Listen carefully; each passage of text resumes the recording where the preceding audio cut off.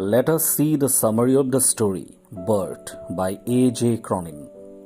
Dr. Andrew Manson walked slowly towards his house. It was almost midnight.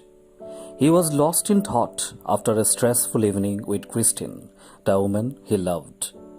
He found Joe Morgan, a driller, pacing up and down outside his house, waiting for him. Joe Morgan was relieved to see the doctor because his pregnant wife, Susan, was expecting the baby before time. The baby would be the Morgans' first one after 20 years of marriage. Andrew, who was preoccupied with his thoughts until then, hurried with Joe to the Morgans' house. Joe stayed outside the house as Andrew went in. He sounded worried but expressed his faith in Andrew. Andrew walked into a bedroom where Susan's mother and the midwife waited beside the bed where Susan lay. Andrew realized that it would be some time before the child was born, as did Susan's mother. The old woman, anxious that he might live, offered to make him a cup of tea. As Andrew drank tea in the kitchen downstairs, he realized that this case would need all his attention. He decided to stay till the baby was born. An hour later, he checked his patient's progress and came back to sit by the kitchen fire with the old woman. His thoughts wandered to the unhappy couples he knew. But he still believed that if he and Christine married, theirs would be a happy marriage.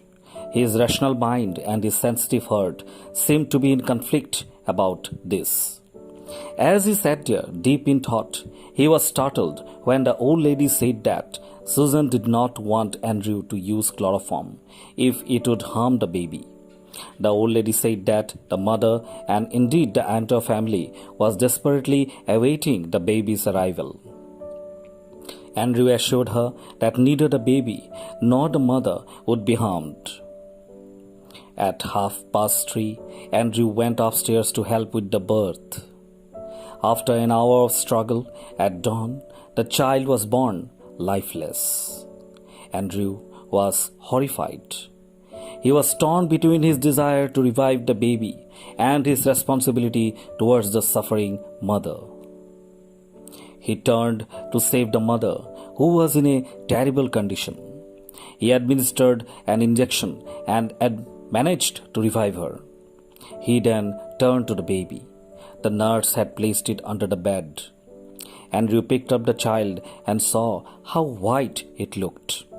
He realized that the baby was unconscious because of the lack of oxygen and remembered that the treatment used in a similar case.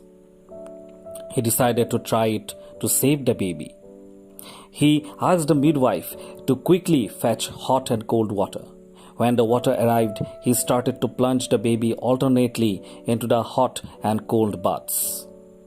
15 minutes later, the infant was still not breathing, and Andrew started to despair. Susan's mother and the midwife stared at him in shock and dismay. Andrew recollected the family's desperate longing for a child. He persevered, rubbing the child with a rough towel and pressing and releasing the baby's chest to get it to breathe. And then, wonder of wonders, the baby began to breathe. It let out its first cry and slowly turned pink in color. Andrew handed over the baby to the stunned midwife and saw that Susan's mother was praying soundlessly. He then went downstairs exhausted. He assured Joe that both mother and child were all right. As Andrew walked back home, his thoughts were in a whirl. Everything that he had done so far in Blaneley was forgotten. He felt that he had finally done something meaningful. Thank you.